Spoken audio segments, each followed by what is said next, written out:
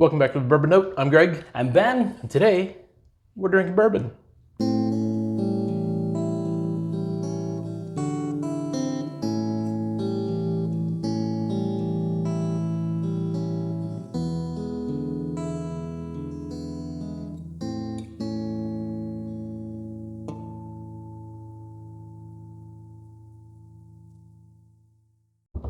All right, Ben, I've never had anything by this distillery. I actually don't even know the name of the distillery.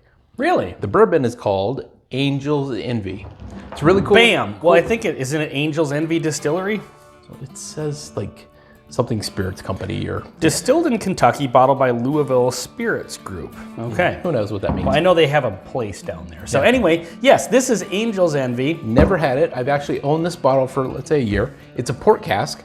Yeah, port cask finish. Yep. 86.6 proof. I have had this. I bought a bottle of this a couple years ago. Okay. Made my way through the bottle. Nice, solid cork pop. I'm gonna get my gland to go ahead.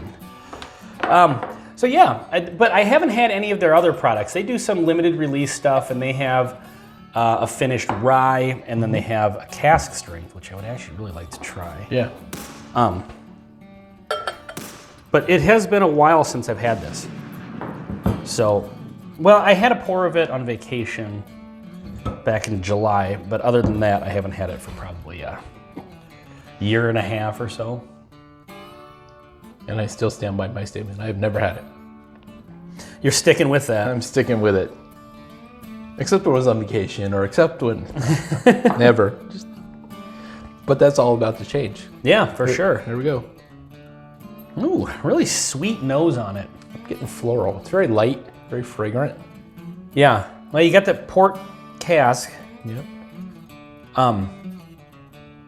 Which always carries with it for me.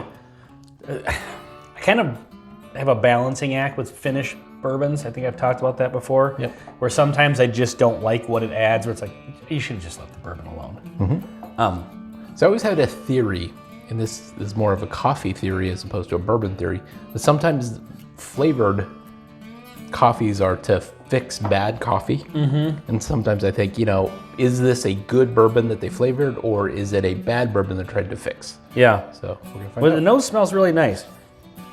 There's a sweetness there. There's some fruit behind it, like you said, floral. Yep.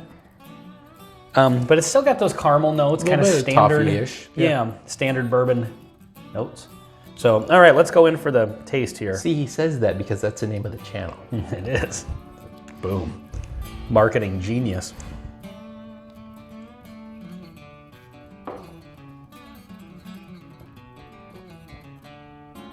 It's really light, but pleasant caramel kind of note. Yeah, that's what I was just gonna say. I'm getting a lot of caramel on this. Caramel. I'm not actually getting a lot of port cask that I'm noticing. The alcohol proof is light. You notice a tiny bit of a kick at the beginning, but it's pretty light. I think this one, I like it. It has good flavors. It's just too proof down for me.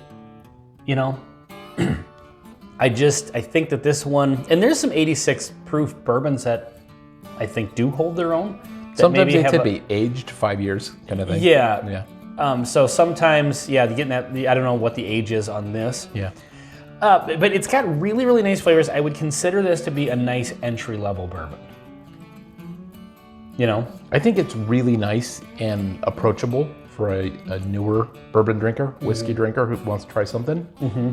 It's a good representation of what bourbon is. It's kind of a down the middle bourbon, maybe not. Well, it's down the middle, but it does have it.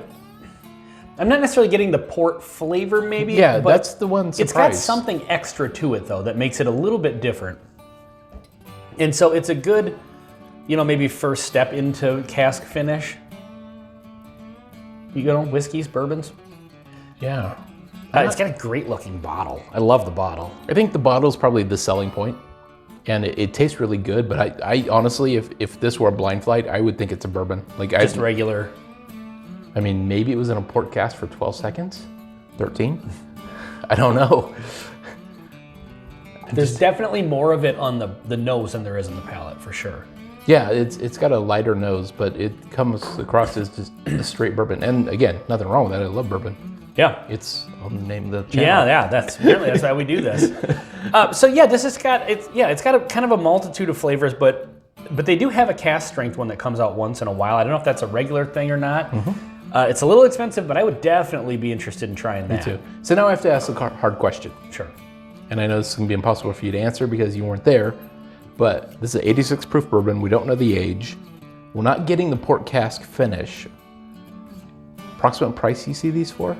45 to 50, I think. Yeah. That's where Angel's Envy kind of loses me. Yeah, I think it's a really good bourbon, but I think its selling point is it looks great on the shelf more than I've got to have that whiskey that's in the bottle. Yeah, for sure. It's good, but it's not that good, I think. Yeah, I'm just, like I said, I'm getting some extra flavors to it that maybe sets it apart, makes it a little unique, but yeah, it doesn't come across as like overly wine finished for sure. Right. But yeah, it has those really nice, sweet, rich caramel notes, and some of that fruitiness and red fruit. But yeah, I mean, this at like 100 proof, I know we say that a lot on these lower proof ones, and I guess, we're just not really super into 80, sub 90 proof bourbons. We've for had the most part. several that we like. Yeah, and they have extra age, like a Evan Williams single barrel, for example, 86 proof. They're almost 8 years, and I think they kind of have a little bit extra. But I can think of one. There's two varieties of this particular bourbon that I love. It's also expensive at 80 proof, and I think it tastes really good. I think this could taste better.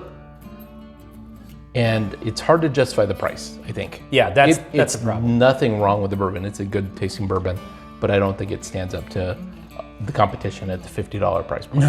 No.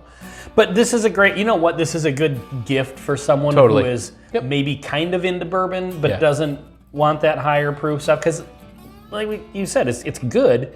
It's just, it's a little bit mellow for my And it does, I think it does have a bit of a sweetness that a lot of other bourbons don't have. And so if that's what you're looking for, if maybe you're used to, other types of alcohol that is sweeter, this could be, perfect for you. Yeah. So yeah, overall it's good. It's just, this comes down to. I think this is another one I would recommend unless you really want to have the bottle on the shelf.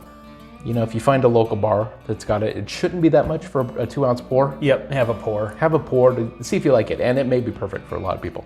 When I had this in California this last summer, I remember kind of like, because I remember really liking it when I had the bottle, when I was drinking my way through the bottle that I owned a couple years ago. But you were young. Yeah, I was still fairly new. And it's not that I don't enjoy drinking You were this. an assistant bourbon reviewer Yes, at that point. exactly, yeah. But when I had this out in California, I was having it with a cigar, and it just didn't hold up to the cigar. You got to have something a little more aggressive, I think, to kind of hold its own. But yeah, so it's good. I think it's a great entry level. Maybe not entry level price, but it drinks it's smooth. There you go. Not trying to be mean, but it's a smooth bourbon. I think it's a good bourbon. It's just not quite a $50 good bourbon. Well, if we find the cask strength one, maybe we'll do a review of that. That would see be how totally they stack up. But it's probably like $300. I don't know what the price is. It's probably pretty expensive. Yeah. So, all right. Well, this has been Angel's Envy on the Bourbon Note. I'm Ben. I'm Greg. Cheers.